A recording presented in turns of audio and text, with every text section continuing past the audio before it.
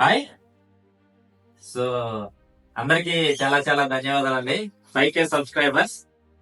So నాకేంటంటే ఈ YouTube channel ఎందుకు స్టార్ట్ చేశానంటే, సో కాస్త కోస్త మనకి కొంచెం నాలెడ్జ్ ఉంది, అది ఎవరికైనా సమాజానికి ఉపయోగపడుతుంది అన్నట్టుగా ఇది స్టార్ట్ చేయడం జరిగింది.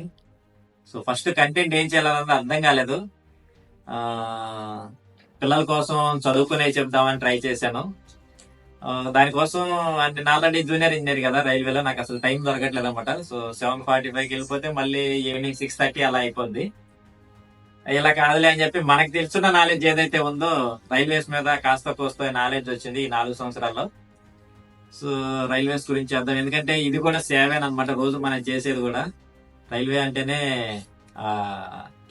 పబ్లిక్ సంబంధించింది. ఒక విధంగా చెప్పాలంటే ఇది కూడా దేశ సేవే. నా వీడియోస్ చూస్తున్న వాళ్ళందరికీ నేను చెప్పేది ఏంటంటే, జనరల్ గా అందరూ అనుకుంటా ఉంటారు ఓన్లీ డిఫెన్స్ సెక్టార్ లో చేసే వాళ్ళు మాత్రమే దేశ సేవ చేస్తున్నారు అనుకుంటారు. రైల్వేస్ లో చేసే వాళ్ళు కూడా చేసే దేశ సేవేనండి. సో ఎందుకంటే మనం ప్రతిరోజు ప్రయాణికులను అటు ఇటు ట్రాన్స్పోర్ట్ చేస్తున్నాం, మెటీరియల్ ట్రాన్స్పోర్ట్ చేస్తున్నాం. అంటే దేశాన్ని ముందుకు తీసుకెళ్లడంలో రైల్వేస్ పాత్ర కూడా చాలా చాలా ఎక్కువ ఉంది. వీటన్నిటికంటే కూడా నేను ఎక్కువ గమనించింది ఏంటంటే, నేను ఏ ప్రైవేట్ ఇండస్ట్రీలో చేశానో ఎక్కడా కూడా నేను చూడలేదన్నమాట. ఇక్కడ దేశానికి సంబంధించి చాలా చాలా కార్యక్రమాలు రైల్వేస్ లో చేస్తున్నాం.